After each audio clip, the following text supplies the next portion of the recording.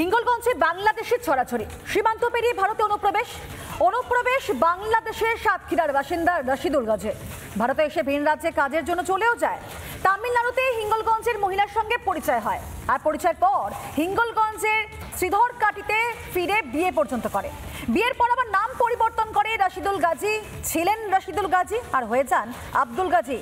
শ্বশুর শাশুড়িকে বাবা মা সাজিয়ে বসবাস করতে শুরু করেন দিব্যে। শ্বশুরকে বাবা সাজিয়ে ভোটার কার্ড তৈরি করে। শ্রীধরকাটির পশ্চিম পাড়ার ভোটার এই আব্দুল গাজী বর্তমানে, যার আসল নাম ছিল কি না রশিদুল গাজী, আর সে ছিল বাংলাদেশের সাতক্ষীরার বাসিন্দা, কিন্তু সীমান্ত পেরিয়ে অবাধে এখানে এসে চলে আসা, তারপর ডকুমেন্টেশন তৈরি করা, একই সঙ্গে অন্য রাজ্যে মানে ভিন রাজ্যে পাড়ি দিয়ে সেখানে চাকরি, তারপর বিয়ে, এভাবে বারবার অনুপ্রবেশের ঘটনা ঘটছে। ঠিক কি ছবি তুলে ধরেছেন আমাদের প্রতিনিধি অর্ণব মৈত্র, দেখাবো আপনাদের।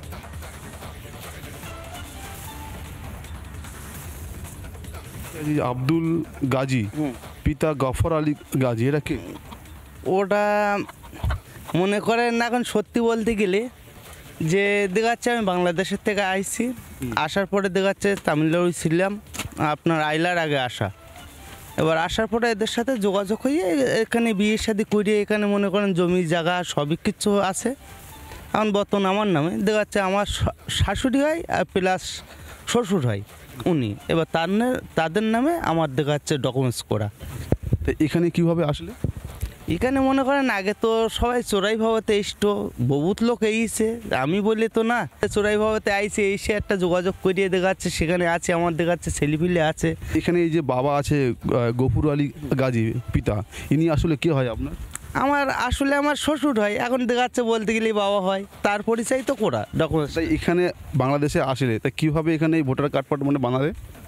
ভোটার কার্ড তো আপনার মনে করেন যে সময় সিপিএম এখানে ক্ষমতায় ছিল, আমাদের যোগাযোগঞ্জে ওদের হচ্ছে অঞ্চল ছিল, তো যেখানে বৈঠক ঘর যেটা বলে পার্টি অফিস, ওই পার্টি অফিস থেকে ওদের কাছ থেকে একটা সার্টিফিকেট নেওয়া, সেখান থেকে কার্ড টাট হয়ে গিয়েছে আস্তে আস্তে।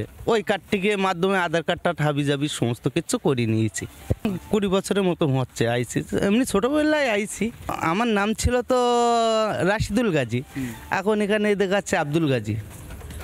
শুনলেন না আপনারা, অবৈধভাবে সীমান্ত পেরিয়ে ভারতে প্রবেশ এবং তারপর ভারতীয় মহিলাকে বিয়ে করে শ্বশুর শাশুড়িকে বাবা মা সাজিয়ে হিঙ্গলগঞ্জে বসবাস করছে বাংলাদেশি, আর সেখানে স্থানীয় পার্টি অফিস তাকে সাহায্য করেছে, সার্টিফিকেট দিচ্ছে। এই আব্দুল গাজী তার স্ত্রী কি বলছেন এবং স্থানীয়রা এই বিষয় নিয়ে কি বলছেন শোনাবো আপনাদেরকে। আপনার বাড়ি কি এখানে? আমার বাপের বাড়ি।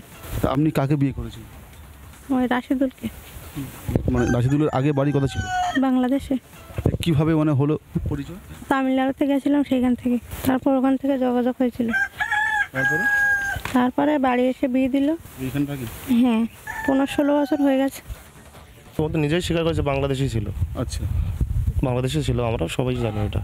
আচ্ছা, গ্রাম বাসিন্দা, আমরা এখানে স্থানীয়, আমরা সবাই জানি বাংলাদেশের বাসিন্দা। ও নিজেই স্বীকার করলো সিপিএম আমলে, সিপিএমের পার্টি লেভেল থেকে মানুষের হাত ধরে ও কার্ডটা বানিয়েছে, ও নিজেই বলছে। আর এই পুরো ঘটনা নিয়ে স্থানীয় তৃণমূল নেতৃত্ব এবং সিপিএম নেতৃত্ব তাদের কি বক্তব্য শুনুন এক এক করে। সিপিএমের এমনিতে একটু কাণ্ডজ্ঞান কম। প্রথম কথা হচ্ছে ভোটার তৈরি করে নির্বাচন কমিশনার, তারাই ভোটার তৈরি করে, আর যিনি ভোটার হন তার ডকুমেন্ট সাবমিট করতে হয়।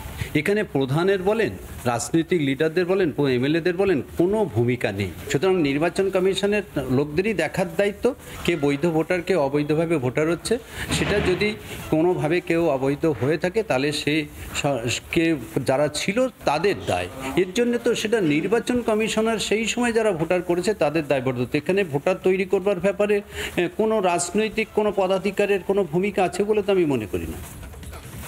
এখন এই সময়কালে ওইখানে কারা ওই পঞ্চায়েত চালাতো, আমার মনে হচ্ছে সেই সময় পঞ্চায়েত ওখানে তৃণমূলের দেবেশ মণ্ডল ওই এলাকাতে পঞ্চায়েতের প্রধান ছিলেন।